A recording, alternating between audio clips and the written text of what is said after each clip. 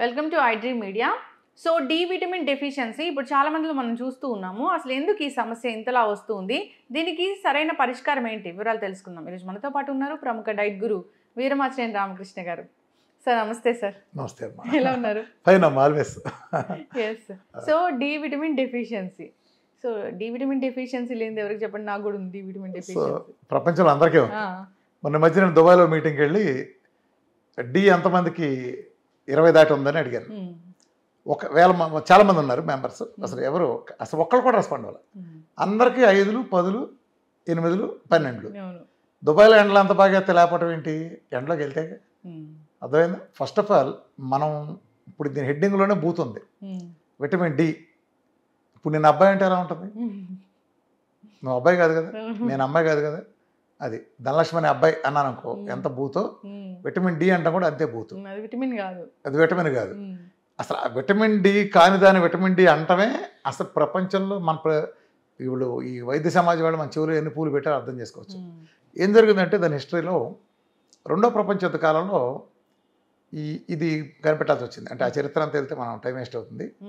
2వ చరిత్ర యుద్ధ కాలంలో సి అనే విటమిన్ కనిపెట్టిన తర్వాత వేరే ఒక వ్యాధి వచ్చినప్పుడు, దానికోసం రికెట్స్ అనే వ్యాధి వచ్చినప్పుడు పిల్లల్లో అప్పట్లో యుద్ధం జరుగుతూ ఉండేది 2వ ప్రపంచ యుద్ధంలో.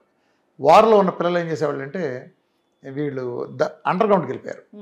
2 నెలలు 3 నెలలు అండర్ గ్రౌండ్కి వెళ్ళిపోయేటప్పటికి ఎండ తగల వాళ్ళకి. ఎండ తగలిపోయేటప్పటికి చిన్నపిల్లల్లో వచ్చింది యాక్చువల్గా ప్రాబ్లము లండన్లో. అది వస్తే దాన్ని తగ్గించడానికి ఒకటి దాంతో సెట్ చేశారు. సెట్ చేస్తే ఏమైంది, దానికి ఒక పేరు పెట్టాల్సి వచ్చింది. అప్పుడు సి విటమిన్ ఒకటి అంతకుముందు పేరు పెట్టారు కాబట్టి ఇది కూడా విటమిన్ అయి ఉంటుంది అనుకుని డి విటమిన్ అని పెట్టేశారు. పెట్టినాక 4 కరుచుకున్నారు. కరుచుకున్నా ఏం జరిగిందంటే యాక్చువల్గా దాన్ని డిసైడ్ చేసింది అది డి విటమిన్ అనుకున్నారు. అనుకున్నప్పుడు దాన్ని మ్యాక్సిమం లిమిట్ సెట్ చేసిన వాళ్ళు ఎంతకు సెట్ చేశారంటే 300 సెట్ చేశారు. టాక్సిటీ లెవెల్ అంటారు దాంట్లో. డి విటమిన్లో చూడు, నువ్వు 30 to 100 అంటారు. 100+ అయితే టాక్సిటీ అంటారు.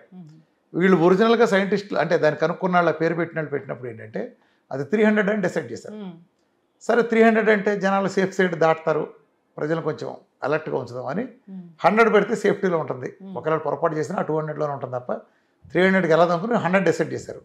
ఒరిజినల్గా సెట్ చేసింది 300. ఇంకో ముఖ్యమైన పాయింట్ కూడా చెప్తాను. ఇందులో మోసం ఉంది. మోసం కాదు, ఒక అజ్ఞానం కూడా ఉంది. ప్రపంచం పోయే మోసం కూడా ఉంది. ఇప్పుడు ఆఫ్రికాలో 7 అడుగులు ఉంటాడు ఒకడు, వాడు చైనాలో పొట్టిగా 5 అడుగులు ఉంటాడు. వీళ్ళిద్దరూ ఒకటేనా? కాదు కదా. అమెరికాలో అమ్మాయిలు వీళ్ళంతా నిలబడి ఉంటే నేను నిలబడితే ఇలా మాట్లాడాల్సి వస్తుంది. నాలాంటి పెద్ద ఫ్రేమే. నాకు నీ బోటోళ్ళు అయితే వాళ్ళు ఎలా చూస్తా మాట్లాడాల్సి వస్తుంది కదా. అంటే ఆ ఫ్రేమ్లో మన ఫ్రేమ్లో ఒకటేనా? మరి మన పారామీటర్స్ 2 ఒకటే ఎలా ఉంటాయి? ఇది ఎలా డిసైడ్ చేస్తారంటే డి విటమిన్ ఈ వాల్యూస్ లెక్కేసేటప్పుడు తెల్లవాళ్ళని లెక్కలో తీసుకున్నారు. యూరోపియన్స్ని అమెరికన్స్ని దృష్టిలో పెట్టుకున్నారు. వాళ్ళు తెల్లతోలు, వాళ్ళకి మెలనిన్ ఉండదు. ఎందుకు ఉండదు? ప్రకృతి చేసిన ఏర్పాటు. చలి ప్రదేశంలో ఉండేవాళ్ళు తెల్లగా ఉంటారు. ఎక్కడైనా చూసావా నువ్వు? చైనావాడు చలి ప్రదేశం ఉంటుంది. ఇప్పుడు మన నార్త్కు పోతే నార్త్లో అంతా తెల్లగా, కాశ్మీర్ వాళ్ళంతా ముగ్గింజాంకి ఎలాగ ఉంటారు. మనం వచ్చేటప్పటికి ఇటు నలుపు వస్తుంది. తమిళనాడుకి వచ్చేటప్పటికి అటు నుంచి బెల్ట్ ఇటు తిరిగేటప్పటికి నలుపు వస్తుంది. సో ఆఫ్రికాకి వెళ్తే ఇంకా ఉంటుంది. తేడా ఏంటి? మంచుకు దగ్గరగా ఉండే వాళ్ళందరూ తెల్లగా ఉంటారు. ఎందుకు జరిగిందంటే ప్రకృతి ఏర్పాటు. మనలో మెలనిన్ అనే కంటెంట్ ఉంటుంది కదా, వాళ్ళకి అసలు ఉండకుండా చేశారు నేచర్గా. ఎందుకు జరిగిందంటే వాడు ఎండ దొరకదు. ఎప్పుడో ఎండ దొరికితే ఇట్ట 5 నిమిషాలు వచ్చి అలా వెళ్ళిపోతున్నా, మబ్బుల్లో కనిపించదు. ఆ 5 నిమిషాల ఎండలోనే ఎక్కువ గ్రహించుకుంటానికి గాను ఏ అడ్డం లేకుండా ఉండడం కోసం మెల్లని లేకుండా చేశారు. అందుకని అది తెల్లతోళ్ళు. మనకి 12 గంటలు పగలు, 12 గంటలు రాత్రి ఉంటుంది. అందుకని మన సగం బ్రౌన్ తోళ్ళు అంటాం. మనకి బ్రౌన్ తోళ్ళు. సో మనకి ఈ పారామీటర్ పనికిరాదు. 2 నల్లాళ్ళు ఉంటారు. వాడు ఎప్పుడు ఎండలో ఉంటాడు, బాగా ఆఫ్రికన్ ఎండలో పేలిపోతూ ఉంటాయి. సో వాడు ఆఫ్రికన్ ఎండలో పేలిపోతే కూడా ఆ ఎండలో మరీ ఓవర్గా చర్మాన్ని హాని చేయకుండా మెలనిన్ కంటెంట్ ఎక్కువ పెట్టారు. సో తెల్లవాడి కోసం పెట్టిన 30 to 100 అనేది మనకెట్ట పనికి వస్తుంది?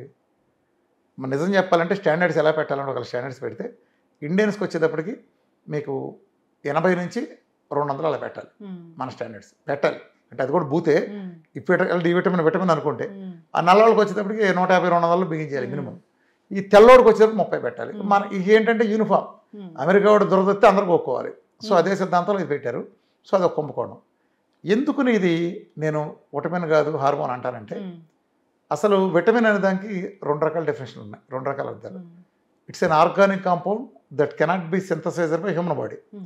ఇది విటమిన్ అంటే బాడీలో తయారు కాదు.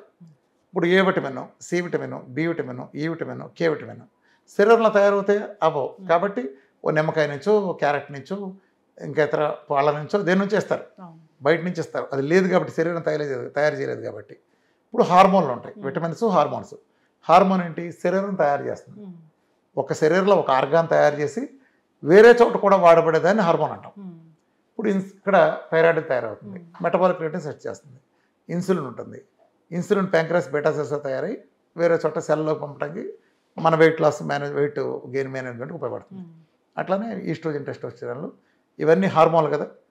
ఇది హార్మోన్ అంటే శరీరం తయారు చేస్తుంది కదా. ఇప్పుడు డి విటమిన్ ఎలా తయారవుతుంది?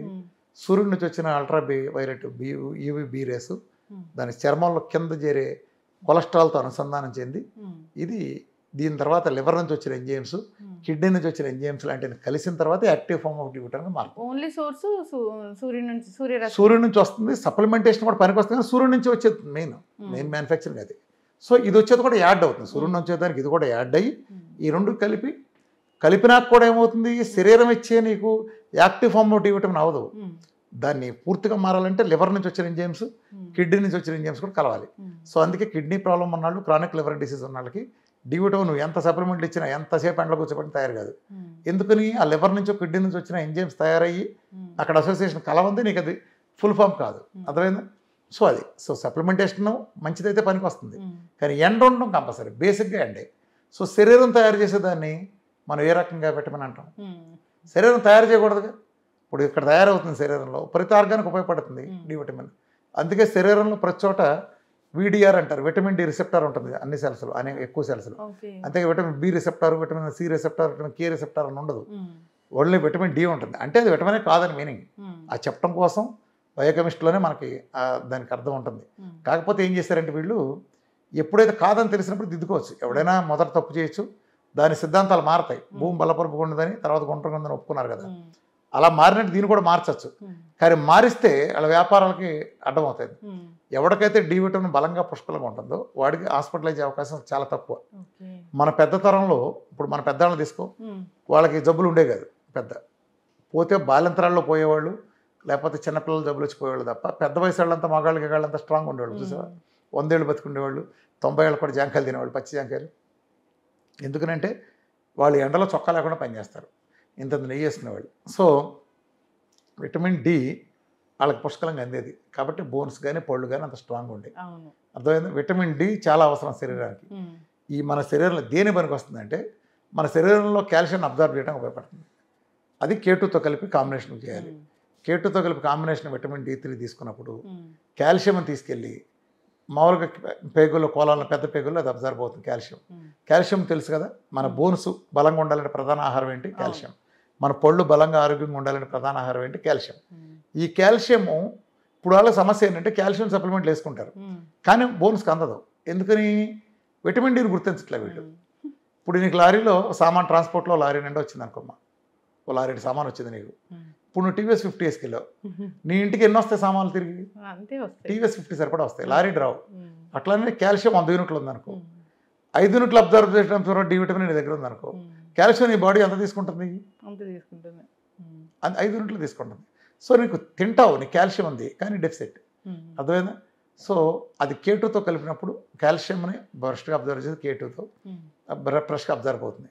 పైగా కాల్షియం ఎక్కువ రక్తంలో వదిలేయటం వల్ల ఏం జరుగుతుందంటే అది యూరిన్ నుంచి డిస్పోజ్ అయ్యేటప్పుడు ఆహారం నుండి ఆక్సిలేట్తో కలవటం వలన ఈ రెండు కాంబినేషన్లో ఎంత ఎక్కువ కాల్షియం యూరిన్లో డిస్క్రియేట్ అవడానికి అవైలబుల్గా ఉంటే అంత ఆక్సిలేట్తో ఎక్కువగా కలిసి ఈ రెండు కలిపి కిడ్నీలో స్టోన్స్ ఫామ్ అవుతాయి.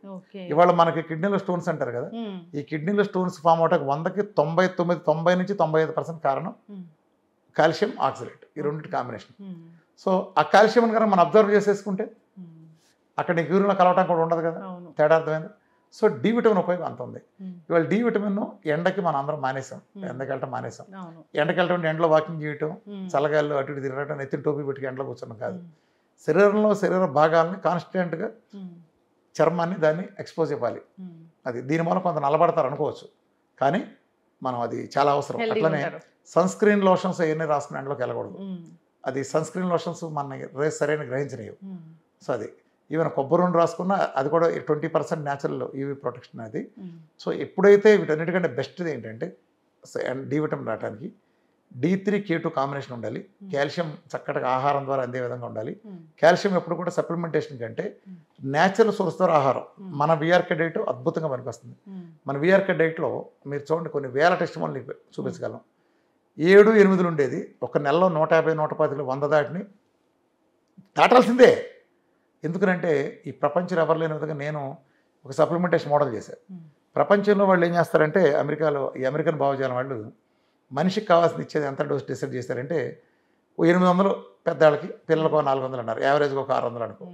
అంటే 800 యూనిట్లు ముక్కులో పెట్టుకుని కూడా చాలు. ఓ పెద్ద ఏనుగుని తీసుకొచ్చి ఒక కందిపప్పు గింజ పెట్టి రోజంతా ఇదే ఆహారం పండగ చేసుకున్నట్టు ఉంటుంది. ఏనుగు కందిపప్పు గింజ సరిపోద్ది రోజంతా ఆహారానికి. ఈడిచ్చే డి విటమిన్ అంతే. ఈ అమెరికా మందుల కంపెనీ వాళ్ళు చేసే కుంభకోణాల్లో అతిపెద్ద కుంభకోణం డి విటమిన్. ఎందుకు డి విటమిన్? మొన్న కరోనా వచ్చింది, కోట్ల మంది చచ్చిపోయారు కదా. ఎవడు చచ్చిపోయాడు? రోడ్డు మీద కూలాడా, పాలోడా, పనోడా, రిక్షావాడా, మన పేపర్లు వేసేవాడా, ఐస్ క్రీమ్ బండివాడా? ఈడెవడో చావాలా, రైతు కూలి ఎవడో. ఎందుకుని? ఆడ ఎండలో ఉంటాడు, ఎండలో ఎవడుంటే ఆడు చావాలా. ఎవడ తెచ్చాడు? ఎవడైతే ఏసీలు ఎక్కువ ఉంటాడో ఆడే తెచ్చాడు. చూసుకోండి, లెక్కేసుకోండి. రెండోది, నీకు తెలిసిన ప్రతి శవం కరోనాలో పలానావాడు చచ్చిపోయాడంట అని నువ్వు విన్న ప్రతి శవం హాస్పిటల్ నుంచి వచ్చింది. రోడ్డు మీద వాడు ఎవడో చావాలా. మద్రాసు నుంచి ఢిల్లీ దాకా నడిచెళ్ళిన ఫ్యామిలీలు ఉన్నాయి. వీళ్ళందరూ కరోనా మధ్యలోంచి వెళ్ళారు. ఎప్పటికీ కరోనా రాలా. అర్థమైంది ఎండ ఎంత కాపాడుతుందో. ఇలా కాపాడుతుందని తెలుసు కాబట్టే వాళ్ళు డి విటమిన్ని ముక్కులో పొక్క అంత ఇచ్చి ఇదే మ్యాక్సిమం లిమిట్ పెట్టగలిగారు. సో ఎప్పుడైతే డి విటమిన్ లేదో ఈ మాఫియా ముఠాకి మందులు అమ్మటానికి భయంకరమైన స్కోప్. అంటే ఇది creation of diseases, creating customers. ఇప్పుడు నువ్వు నీ బిజినెస్కి వ్యూవర్షిప్ అనే కస్టమర్స్ని క్రియేట్ చేయాలనుకుంటావు. దానికోసం కొత్త కొత్త స్కీములు తీసుకుంటావు. ఒక హోటల్ మంచి రెసిపీలు పెట్టడం ద్వారా వాడు కొత్త కస్టమర్లు చేసుకోవాలని చూస్తాడు. వీళ్ళు ఏం చేశారు? కస్టమర్లు రావాలంటే జబ్బులు రావాలి. ఆడ కస్టమర్ అంటే వాడు మనమే. మనకు జబ్బులు వస్తే ఆడి కస్టమర్ అవుతాం. సో మనం వాడి కస్టమర్ అవ్వాలంటే మన జబ్బులు రావాలి. జబ్బులు రావాలంటే వీడు మంచిగా చెడగొట్టాలి. అందుకని దౌర్భాగ్యులు చక్కగా నెయ్యి వేసుకుని నెయ్యి మానిపించారు.